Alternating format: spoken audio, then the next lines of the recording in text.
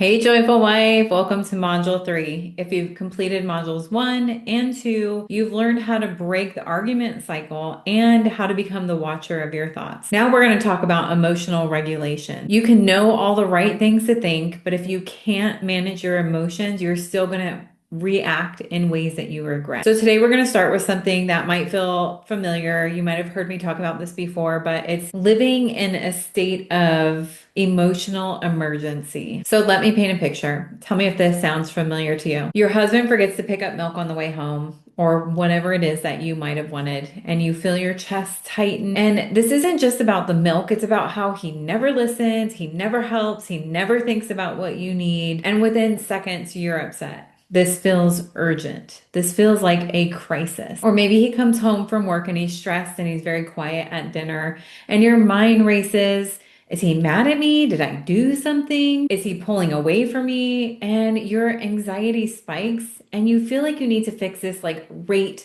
now. This feels like an emergency. Or maybe it's the kids are loud, dinner is burning. He asks, "What's for dinner?" Something inside of you snaps. Everything feels overwhelming, everything feels urgent, and it feels like just too much to deal with. Does one of those resonate with you? Maybe they all resonate with you. Maybe you have your own emergency. Well, if they do, welcome to emergency living. And friend, it is exhausting. Emotional emergency living is when everything feels urgent. Every emotion feels like a crisis that must be addressed immediately. Every small issue feels like a 5 alarm fire. And here's what that might look like. Your husband's mood affects your entire day. Small disappointments feel catastrophic. You feel like you're always putting out fires during the day. You can't relax because something always needs to be fixed. Your emotions just feel out of control. You react immediately to every feeling. You can't really distinguish between truly urgent and what feels urgent. And here's the cost. For you, it's constant anxiety, emotional exhaustion, always on the edge, never at peace, never able to really relax. And for your husband, it's like walking on eggshells, never knowing what will set you off and feeling like he can't do anything right or do enough. And for your marriage, it's constant tension, it's a lack of joy, and everything becomes this big deal,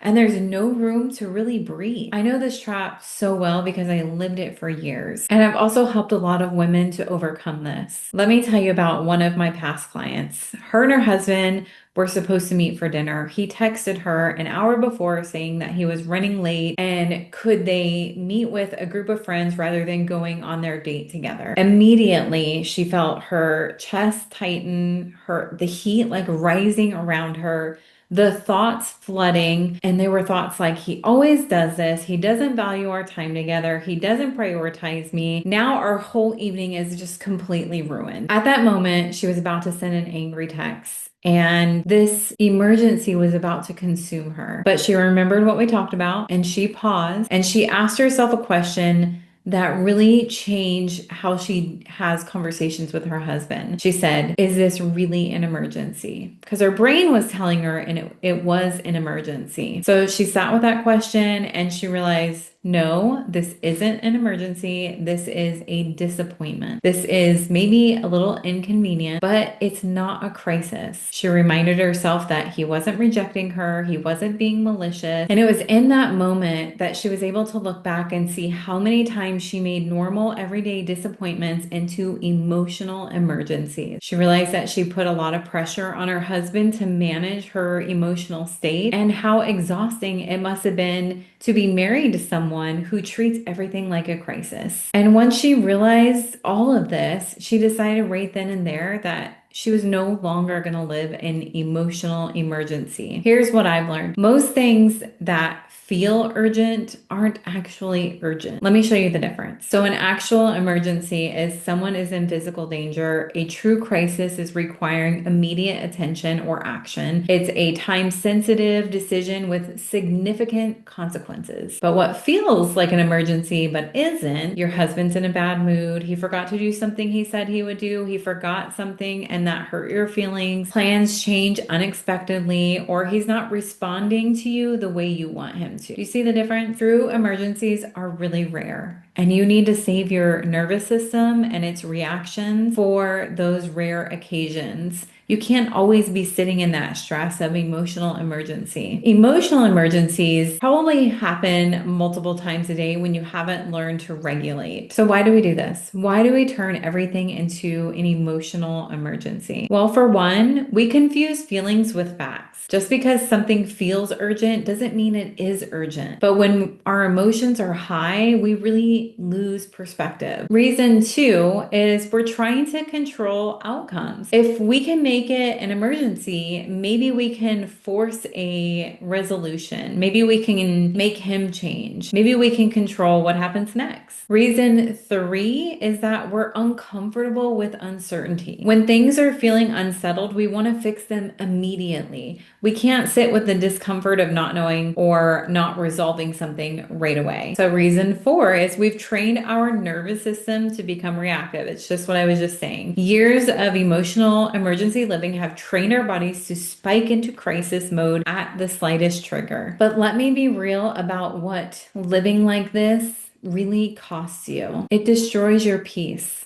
You're constantly anxious, always on alert, never at rest. It damages your health. Chronic stress from constant emotional emergencies takes a toll on your body. It is exhausting to your husband. He feels like he can never relax around you. He's always worried about your reaction. It teaches your children to be anxious. They learn that the world is full of crisis and they need to be constantly vigilant. It prevents intimacy. When everything is an emergency, there's no space for connection, joy, or vulnerability. And it really makes you hard to love. I know that that's hard to hear, but when someone lives in constant crisis mode, it's exhausting to be in a relationship with them. Here's what's awesome though. When you learn to distinguish between actual emergencies and perceived emergencies, you really do get your life back. I hear so many times women say, I just feel like I've lost who I was. And it's because they're constantly living in emergencies. So you get your life back. You get to breathe. You get to experience peace. You get to respond instead of react, which makes you feel so proud of yourself. You get to be calm and joyful and grounded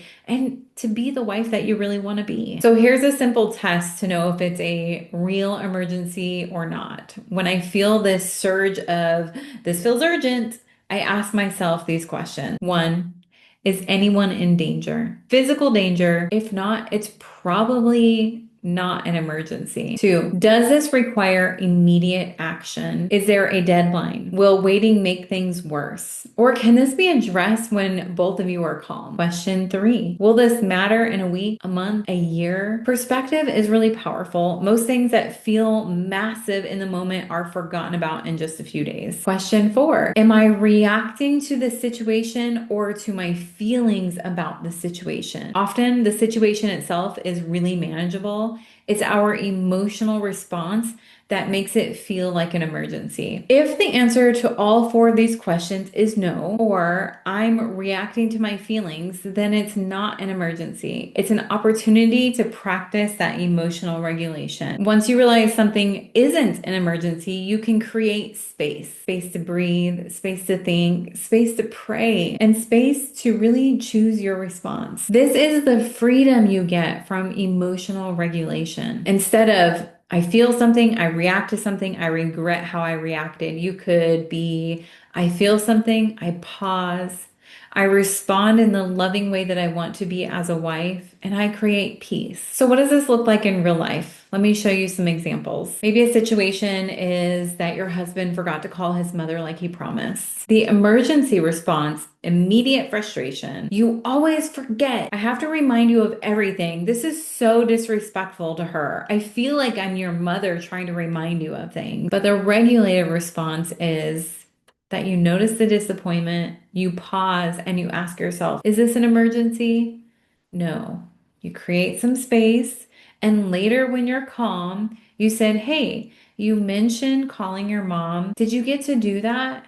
Do you want me to remind you the next time? And what is the best way to remind you that you won't feel offended by? Situation two is, He's been on his phone all evening. Your emergency response is you're building resentment, you're making passive aggressive comments, and eventually you just explode and you say, you care more about your phone than your family. But the regulated response is that you notice the hurt, you pause, you ask, is this an emergency? No, you create some space.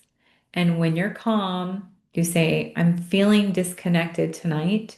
Can we have some phone free time together? Situation three. He made plans without checking with you first. So your emotional emergency response would be you feel disrespected, you have immediate confrontation, and you say, you never consider me. I'm always an afterthought. But your regulated response is that you notice that your feelings are hurt. You pause.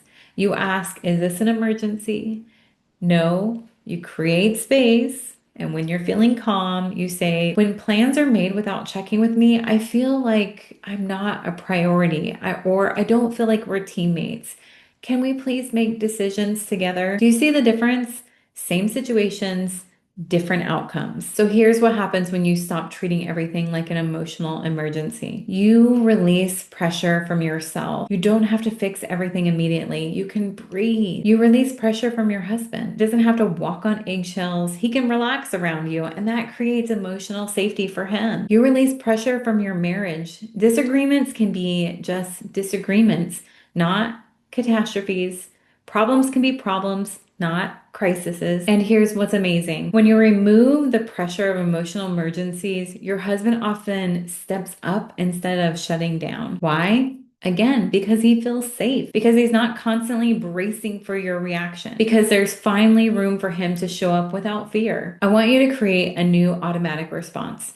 When you're feeling that surge of urgency, I want you to say this to yourself. This is not an emergency. I can create space and I can choose my response. I don't have to react right now. So write it down, put it on a mirror, set it on your phone wallpaper, make it your automatic thought when emotions spike. And you can also use this with your children. You don't have to react and then regret your reaction to them. So here's some action steps. One, make a list of your false emergencies. What situations constantly trigger your emergency response that aren't actually urgent? Maybe write down 3 to 5. Rate the true urgency of them. For situation, honestly rate it. Is it a 1, not urgent at all, or is it a 10? It's a true emergency. Most will probably be between a 1 and a 4. Create your pause statement. What will you say to yourself when you feel this emergency surge? Write it down and practice it when you're not in an emergency state. Identify one emergency you'll practice with this week. Pick up your most common false emergency and commit to pausing before reacting. Share this with your husband. In a calm moment, tell him, I'm really working on not treating everything like an emergency. And I know that's been so hard for you. I'm really learning to create space instead of urgency. Let him in on what you're working on. Look, friend, when you stop living in emotional emergency mode, you get your peace back. Your marriage gets room to breathe. Your husband gets the version of you that he fell in love with, calm, joyful, grounded. This doesn't mean you won't feel the emotions. It doesn't mean that you'll never be disappointed or hurt or frustrated. It means those emotions won't control you. It means that you'll have space between what you feel and how you respond. And friend, that space is where freedom lives in a marriage.